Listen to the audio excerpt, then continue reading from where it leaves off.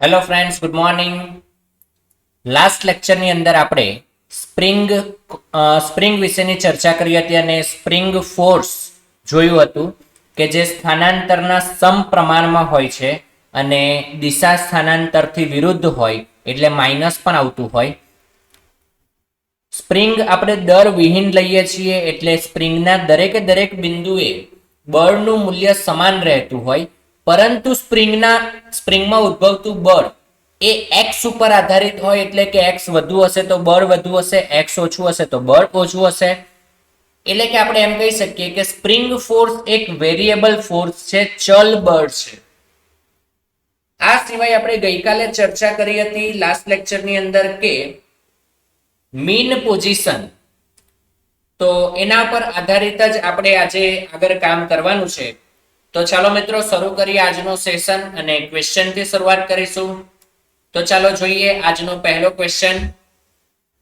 તો મિત્રો તમે તમારી સ્ક્રીન પર જોઈ શકો છો કે એક સ્પ્રિંગ છે જેના માટે કે બળ અચળાંક 200 ન્યૂટન પર મીટર આપેલો છે અને 3 કિલોગ્રામનો બ્લોક લટકાવેલો છે. આપણને કીધું છે કે મીન પોઝિશન એ નેચરલ લેન્થ થી કેટલી નીચે હશે.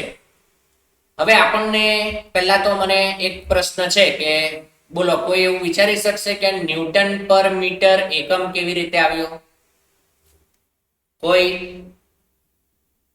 ચલો પહેલા તો એ વિચારો. ચલો હું જણાવું. બોલો, આપણે f બરાબર kx લખતા કે નહીં?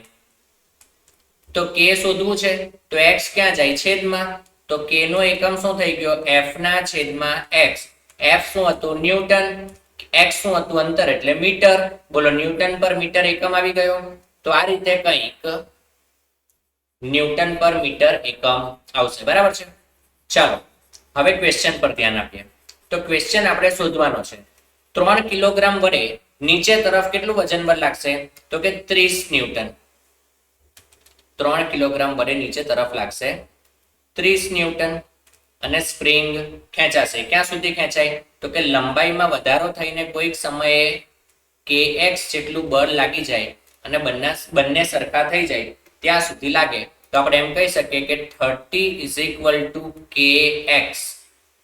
તો અહીંયાથી 30 m ના m, k ની કિંમત મૂકી દઈએ 200 અને x. તો મિત્રો અહીંયાથી x બરાબર થઈ જશે 30/200 એટલે કે 3/20. 3/20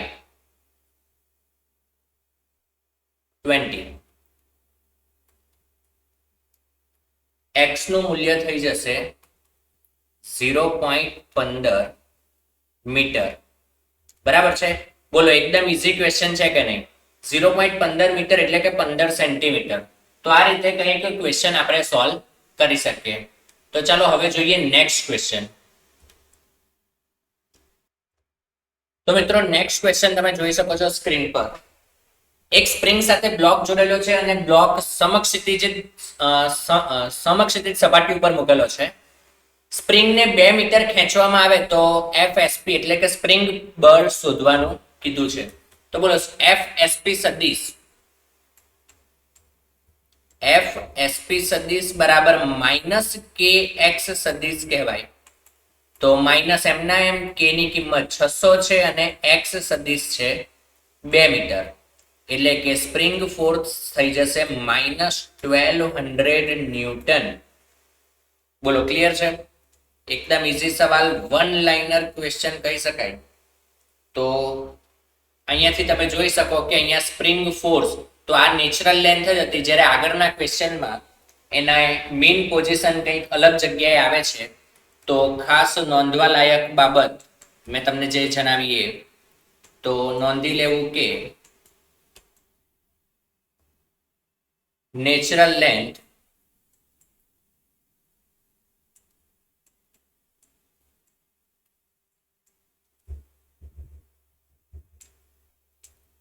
હંમેશા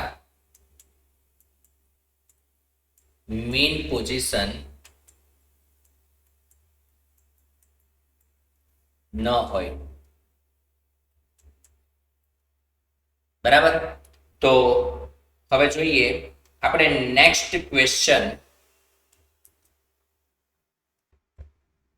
તો મિત્રો તમે તમારી સ્ક્રીન પર વધુ એક ક્વેશ્ચન જોઈ શકો છો. સૌથી પહેલા તો ક્વેશ્ચનને બરાબર સમજજો. આકૃતિમાં સ્પ્રિંગ અને બ્લોક દર્શાવેલા છે કે બરાબર 200 ન્યૂટન પર મીટર 5 કિલોગ્રામનો બ્લોક છે અને એવું કીધું છે કે બ્લોકને મીન પોઝિશનથી 0.2 મીટર નીચે ખસેડવામાં આવે અને પછી એને છોડી દેવામાં આવે તો બ્લોકનો પ્રવેગ શોધો. તો સૌથી પહેલા તો આપણને એવી ખબર હોવી જોઈએ કે આ જે કન્ડિશન આપેલી છે એ નેચરલ લેન્થ કન્ડિશન હશે. મારે સૌથી પહેલા તો એની મીન પોઝિશન વિચારવી પડે. તો આ 5 કિલોગ્રામનો બ્લોક છે એ નીચે તરફ આવશે એટલે શું થશે તો કે ક્યાંક આ જગ્યાએ આવી જાય. ધારો કે અત્યારે આ લાઈન પર છે, આ નેચરલ લેન્થ છે, નેચરલ લેન્થ થી ધારો કે અહીંયા ક્યાંક આવી જાય છે. આ એની મીન પોઝિશન છે, મીન પોઝિશન, આ નેચરલ લેન્થ અને અહીંયા ક્યાંક મીન પોઝિશન થી નીચે 0.2 મીટર ડિસ્પ્લેસ કરીને એને આ પોઈન્ટ થી રિલીઝ કરવાનું છે. તો તમે વિચારો કે અત્યારે બોલો આ x હશે કંઈક, આ x છે અને અહીંયા નીચે છે 0.2. તો સૌથી પહેલા તો મારે મીન પોઝિશન પાસે કંઈક કિંમત શોધવી પડે કે મીન પોઝિશન કેટલી છે. તો 5 કિલોગ્રામના બ્લોકનું નીચે તરફ વજન બળ લાગતું હશે 50 બરાબર આપણે kx લખવું જોઈએ. બરાબર છે. તો અહીંયાથી મિત્રો x બરાબર થઈ જશે 50 અને છેદમાં k ની કિંમત એટલે કે 200. તો અહીંયાથી x બરાબર મિત્રો આપણને મળી જશે 5/20 એટલે કે 1/4. તો x બરાબર થઈ જશે મિત્રો 0.25 મીટર. બરાબર છે. તો x આપણને અહીંયા મળી ગયો. હવે મારે x કરતા પણ વધુ નીચે જવાનું છે. હવે મિત્રો આપણે અહીંયા જ ફ્રી બોડી ડાયાગ્રામ જો વિચારીએ તો આ સ્પ્રિંગ એટલે કે આ 5 કિલોનો જે બ્લોક છે જે અહીંયા આવી ગયો હશે તો એના પર નીચે તરફ એક તો વજન બળ લાગતું હશે 50. બોલો આ તો ફિક્સ જ રહેવાનું, વજન એનું ક્યારેય બદલાવાનું નથી. જ્યારે ઉપર તરફ એના પર બળ લાગતું હશે k ઇન્ટુ 0.25 તો ખરું જ, પ્લસ સ્પ્રિંગ એની નેચરલ લેન્થ થી કેટલી ખેંચાયેલી છે તો કે x પ્લસ 0.2, પણ x તો આપણે શોધી લીધું 0.25. તો 0.25 પ્લસ 0.2 આટલું બળ ઉપર લાગતું હશે. તો સીધી વાત છે કે kx જ્યાં x બરાબર 0.25 હોય ત્યારે જ એ 50 જેટલું થઈ જાય છે. તો 0.2 જેટલું વધારે આપવું તો આ બ્લોક હવે ઉપર તરફ એ જેટલા પ્રવેગથી ગતિ કરશે. તો બોલો આના પરથી આપણે સમીકરણ લખી શકીએ. તો ગતિનું સમીકરણ જો આપણે બનાવવાનો પ્રયત્ન કરીએ તો આપણે એમ કહી શકીએ કે k ઇન્ટુ 0.25 વત્તા 0.2 માંથી 50 ન્યૂટનનું વજન બાદ કરતા 5 કિલોગ્રામનો બ્લોક એ જેટલા પ્રવેગથી ઉપર જાય. મિત્રો k ની કિંમત આપણને ખબર છે 200. તો 200 મૂકી દઈએ, 0.25 અને 0.2 એટલે 0.45 થઈ જશે, -50 બરાબર 5a. હવે 45 દૂ 90 બરાબર એટલે અહીંયા થઈ જશે 90 - 50 ઇઝ ઇક્વલ ટુ 5a. સાદરૂપ આપો તો 90 માંથી 50 છે તો 40 બરાબર 5a. એટલે કે અહીંયા પ્રવેગ a બરાબર થઈ જશે 40/5 એટલે કે 8 મીટર પર સેકન્ડ સ્ક્વેર. અને પ્રવેગની દિશા આપણે ઓલરેડી વાત કરી લીધી છે ઉપર તરફ. તો લગભગ દરેક વિદ્યાર્થી મિત્રોને સમજાઈ ગયું હશે કે આ પ્રકારના ક્વેશ્ચન કેવી રીતે સોલ્વ કરી શકાય. હા, તમે એમ પણ વિચારી શકો મેં ઓરિજિનલ મેથડથી ક્વેશ્ચન સોલ્વ કરાવ્યો. બરાબર. હવે તમે એમ પણ વિચારી શકો કે ઓલરેડી મીન પોઝિશન પર તો ફોર્સ 0 જ હતો. બરાબર છે. એટલે કે kx બરાબર તો mg થઈ જ જતું હતું. વધારાનું બળ કે જે પ્રવેગ ઉત્પન્ન કરવાનો છે એ ખાલી આટલી ગતિને કારણે જ છે. તો આપણે અહીંયા બીજી મેથડ થી પણ સોલ્વ કરી શકીએ કે જોઈએ બીજી મેથડ જોઈ લેજો. તો મેથડ 2 મીન પોઝિશન થી નીચે ફક્ત કેટલી ગતિ કરશે તો કે 0.2. તો k ઇન્ટુ 0.2 આટલું જ બળ એ 5 કિલોગ્રામના બ્લોકને એ જેટલો પ્રવેગ આપશે આપણે એમ કહી શકીએ. બોલો k ની કિંમત કેટલી છે 200 into 0.2 is equal to 5a. બોલો 200 ગુણ્યા 0.2 કરો ને મિત્રો તો 40 આવે. 40 બરાબર 5a. તો અહીંયાથી સીધું જ આપણને મળી જાય a બરાબર 8 મીટર પર સેકન્ડ સ્ક્વેર. આ વન લાઈન સોલ્યુશન થઈ ગયું. પણ આ બધી વસ્તુ તમને એમ થશે કે સર આવું અમને કેવી રીતે વિચાર આવે? તો મિત્રો આ બધું પ્રેક્ટિસ જેમ જેમ કરતા જશો ને એમ એમ તમને પણ વિચાર આવતો જઈ જશે. ઓરિજિનલ મેથડ આપણે આજે ઉપર કરીને એ છે, પણ તમે જોઈ શકો કે એમાં ઘણું બધું વિચારવું પડે છે. ખરેખર મારે x ની મીન પોઝિશનની કોઈ જરૂર જ નથી, આપણો આન્સર એમનો એમ જ આવી ગયો, બરાબર ને? તો વન લાઈન સોલ્યુશન પણ તમે કરી શકો, પણ એ જેમ જેમ ગણતા જાઓ એમ એમ તમને વિચાર આવતો જશે, કારણ કે આ બધી જ વસ્તુ પ્રેક્ટિસની જરૂર પડતી હોય એની અંદર. તો જેમ તમારી પ્રેક્ટિસ થતી જશે એમ એમ તમને આવડતું જશે. તો ચાલો મિત્રો જોઈએ નેક્સ્ટ ક્વેશ્ચન. તો મિત્રો બીજો એક એવો જ ક્વેશ્ચન પણ થોડો અલગ કહી શકાય એ પ્રકારનો ક્વેશ્ચન તમે તમારી સ્ક્રીન પર જોઈ શકો છો. એક સ્પ્રિંગ બેલેન્સ છે. સ્પ્રિંગ બેલેન્સ એટલે બીજું કંઈ નથી હોતું, એક પ્રકારની સ્પ્રિંગ જ હશે જેના ઉપર આ બધી વસ્તુ લટકાવેલી છે, બરાબર? આખું નીચેનું તંત્ર. પણ એની અંદર એક રીડિંગ લેવા માટેનો એક કાપો પણ હોય, તો એ રીડિંગ આપણે ખાલી જોવાનું છે. અને સીધી ભાષામાં કહું તો એ કાપો શું દર્શાવતું હોય, તો કે સ્પ્રિંગ વડે લાગતું બળ kx જે હોય એનું મૂલ્ય દર્શાવે, બરાબર? તો ચાલો અહીંયા ચેક કરીએ આપણે. આપણને કીધું છે કે સ્પ્રિંગ બેલેન્સનું રીડિંગ શોધો. હવે પહેલા તો આપણને એવું ખબર પડવી જોઈએ કે સ્પ્રિંગ બેલેન્સ ખરેખર શું માપશે. ઘણાનું તો એવું માનવું હશે કે સર એમાં વિચારવાનું શું હોય, 4 કિલો લટકે છે ને 2 કિલો લટકે છે, કુલ 6 કિલોગ્રામનું દળ લટકે છે, એટલે કે 60 ન્યૂટન આન્સર આવી જાય. પણ આ એકદમ ખોટું છે, બરાબર? જે વ્યક્તિ એવું વિચારે છે કે 6 કિલોગ્રામ દળ એટલે કે 60 ન્યૂટન વજન આવશે, તો એ વ્યક્તિઓ માટેનો જવાબ એકદમ ખોટો છે. ખરેખર શું વિચારવાનું હોય, તો કે તમે જુઓ કે 4 કિલોગ્રામનો બ્લોક છે નીચે તરફ 40 ન્યૂટન લગાડશે, 20 કિલોગ્રામનો બ્લોક નીચે તરફ 20 ન્યૂટન લગાડશે, અહીંયા ઉપર તણાવ આવશે, અહીંયા પણ ઉપર તણાવ આવશે, એ જ તણાવ અહીંયા નીચે તરફ હોય અને એ જ તણાવ અહીંયા નીચે તરફ હોય. હવે વિચારો કે આપણે આગળ પણ શીખી ગયા કે દોરી દળવિહીન હોય, સ્પ્રિંગ પણ દળવિહીન હોય. જો સ્પ્રિંગનું પણ કોઈ દળ ન હોય અને દોરીનું પણ કોઈ દળ ન હોય, તો આપણે અગાઉ ગણી ગયા છીએ કે ટી ડેશ બરાબર 2t, યાદ હોય તો સ્પ્રિંગની અંદર લાગતું બળ કેટલું છે? 2t જેટલું. તો મિત્રો મારે અહીંયા તણાવ બળ શોધવું પડે, અને તણાવ બળ આપણે કેવી રીતે ગણતા હોઈએ, તો કે પહેલા અહીંયાથી તમને યાદ હશે આ જે નીચેનું તંત્ર છે એને આપણે એટવુડ મશીન કહીએ છીએ, બરાબર ને? તો 4 કિલોગ્રામ નીચે જાય એટલે એનો પ્રવેગ એ નીચે તરફ હશે, 2 કિલોગ્રામ ઉપર જાય એટલે એનો પ્રવેગ એ ઉપર તરફ હશે. સમીકરણ લખીશું, એને સોલ્વ કરીશું. તો સમીકરણથી શરૂઆત કરીએ. 40 - t બરાબર 4a અને t - 20 બરાબર 2a. ભાગાકાર કરી દઈએ તો અહીંયાથી તમે જોઈ શકો કે t અને t કેન્સલ થઈ જશે, એટલે કે આપણી પાસે 40 - 20 એટલે 20 આવી જાય. 20 બરાબર 4 અને 2 6 એટલે 6a.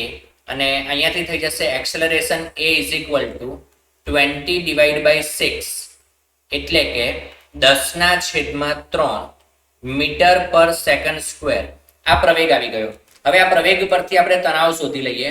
તો અહીંયાથી લખી શકાય કેપિટલ T - 20 = 2a, એટલે કે t ની કિંમત મારે શોધવાની છે, તો t બરાબર 2a + 20 થઈ જશે.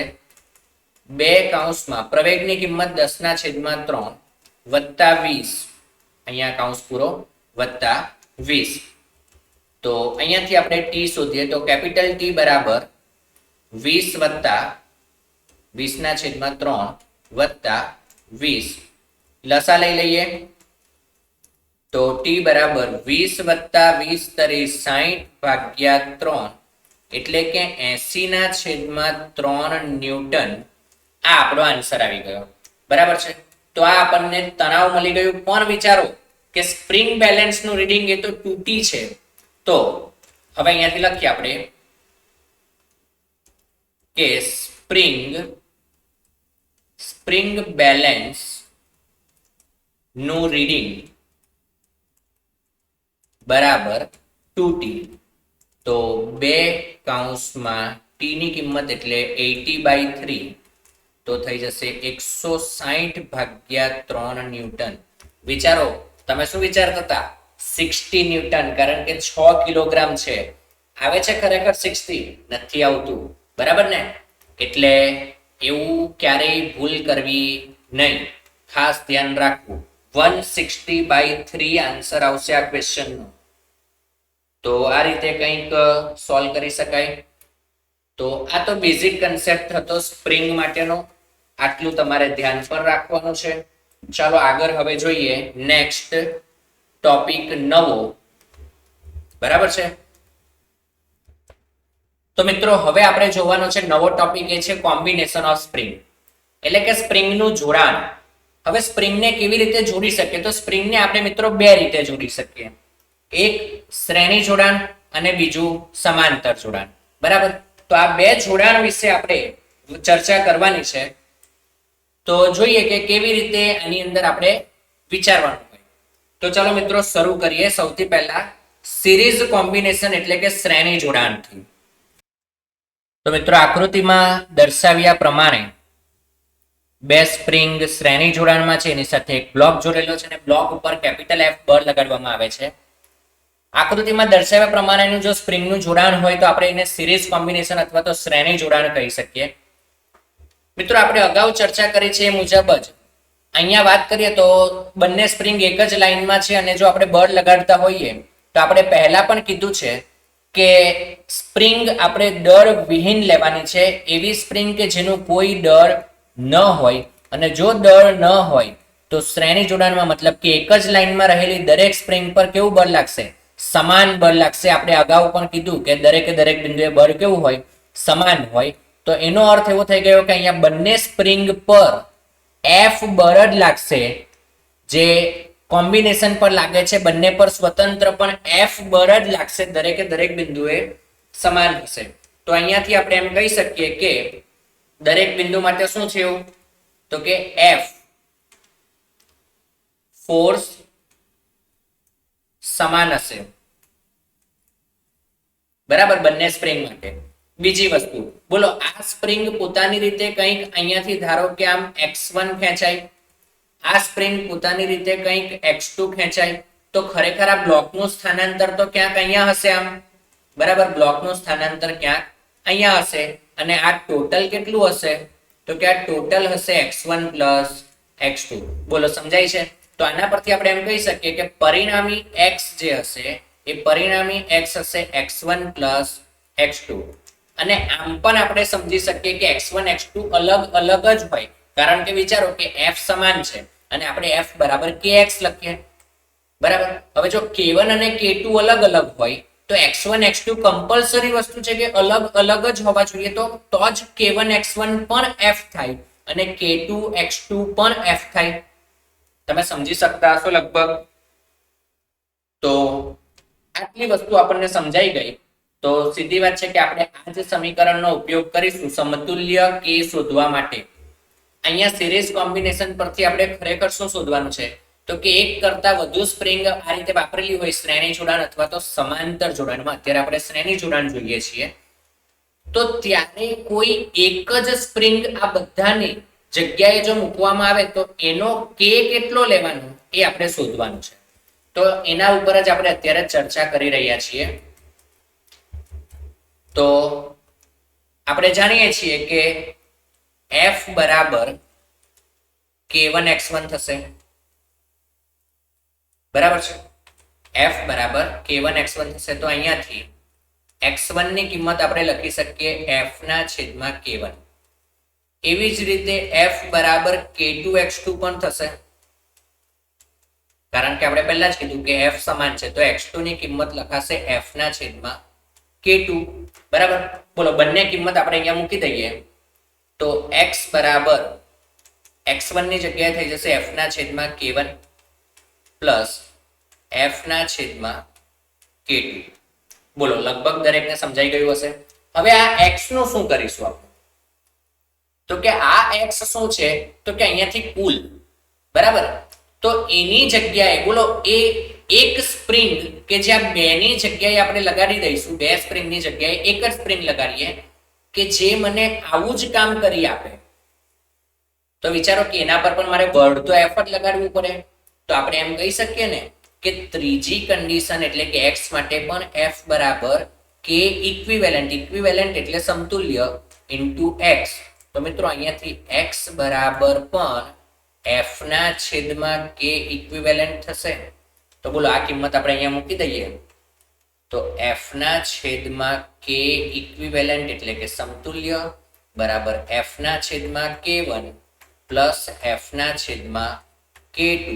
બોલો મિત્રો બધી જ બાજુથી f કેન્સલ થઈ જાય અને આપણને ઇક્વેશન મળી જાય 1/k equivalent is equal to 1/k1 plus 1/k2.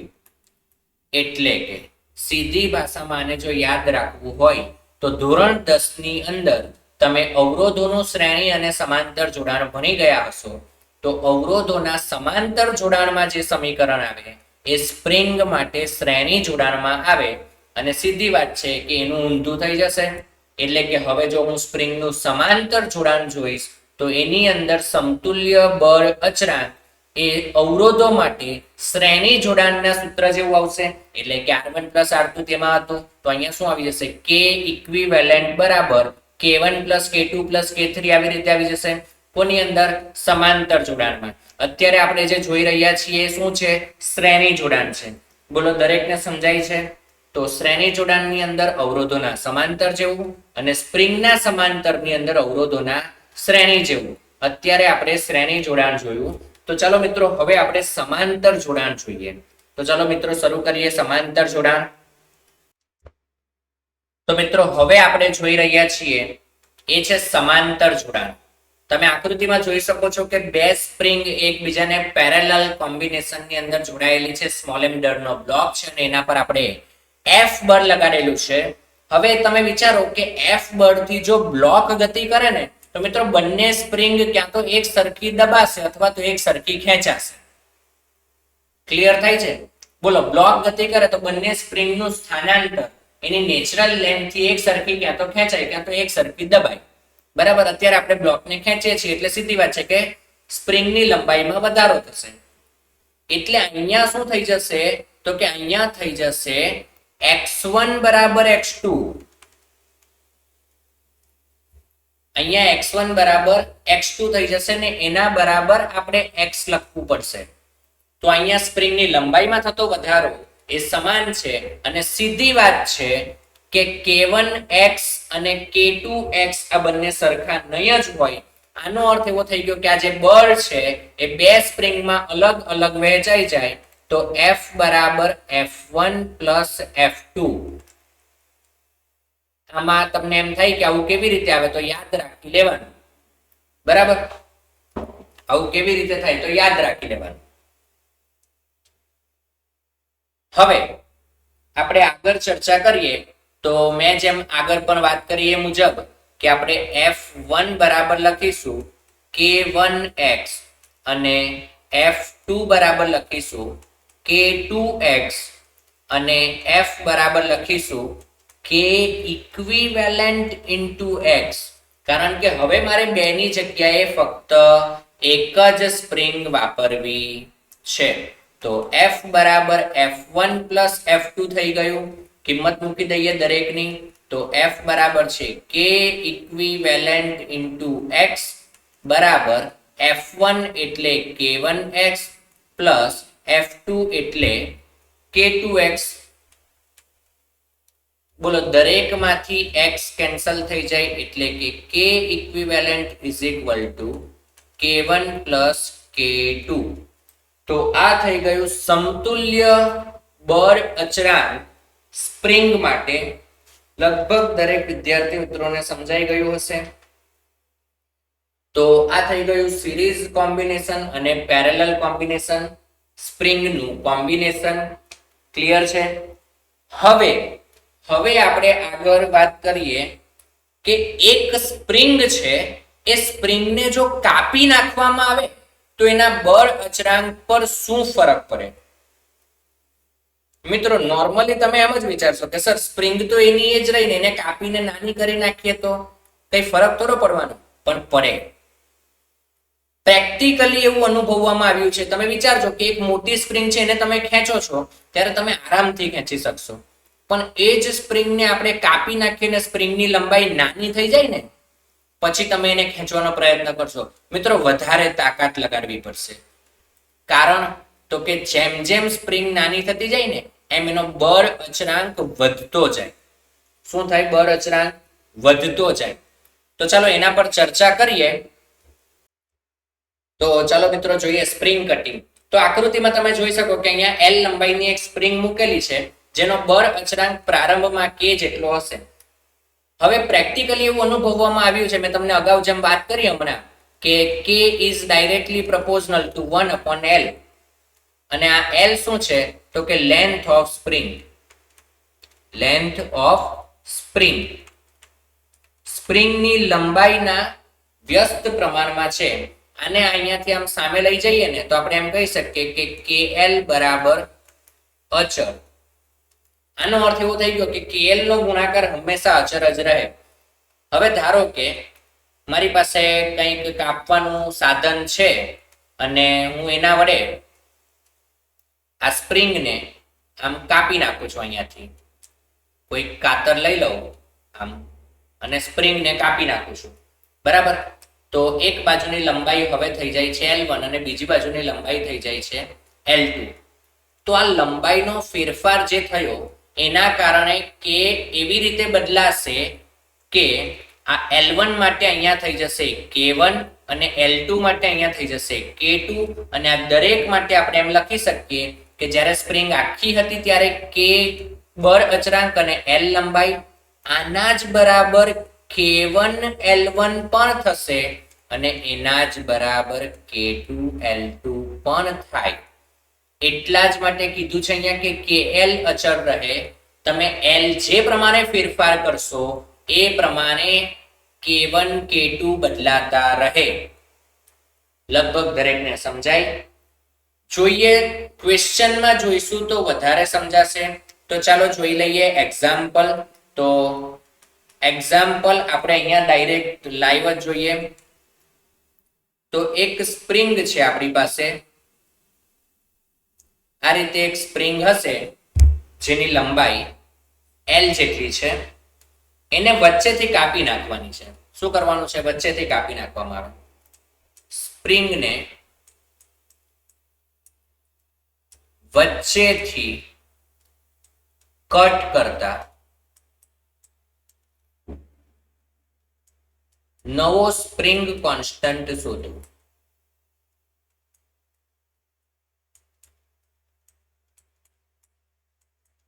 નવો સ્પ્રિંગ કોન્સ્ટન્ટ શોધો.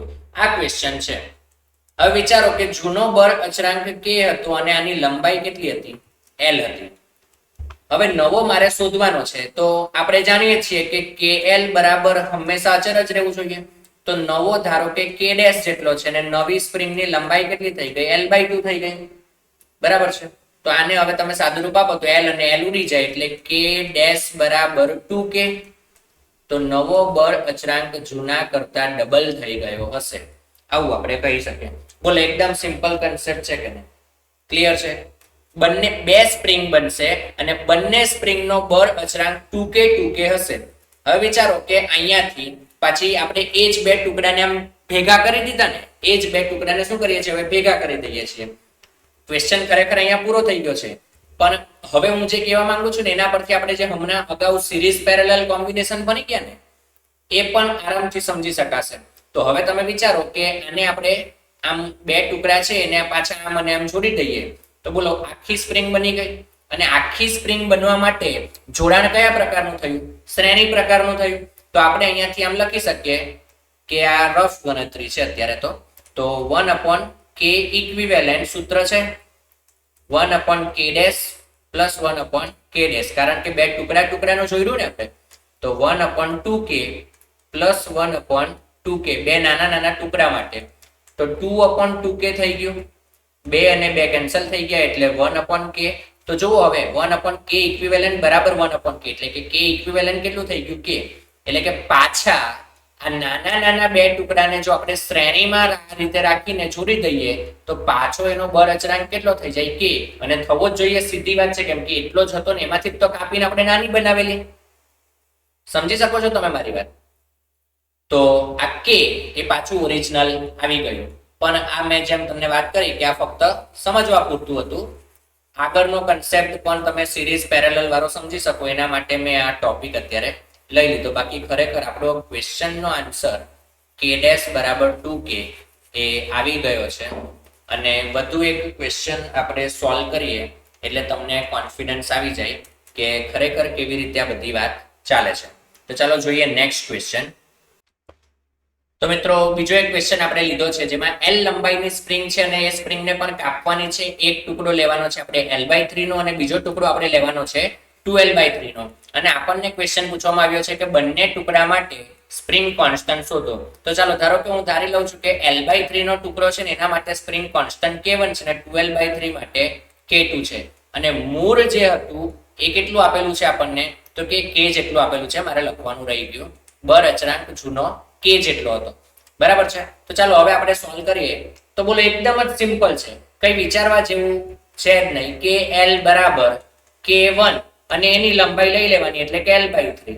અહીંયાથી આપણે શોધીએ તો K1 બરાબર સીધે સીધું 3K થઈ જાય. બોલો પહેલું મળી ગયું. હવે ફરીથી KL લઈ લેવાનું. આ KL લઈ લીધું એને K2 ની સાથે કઈ લંબાઈ છે તો કે 2L ના છેદમાં 3.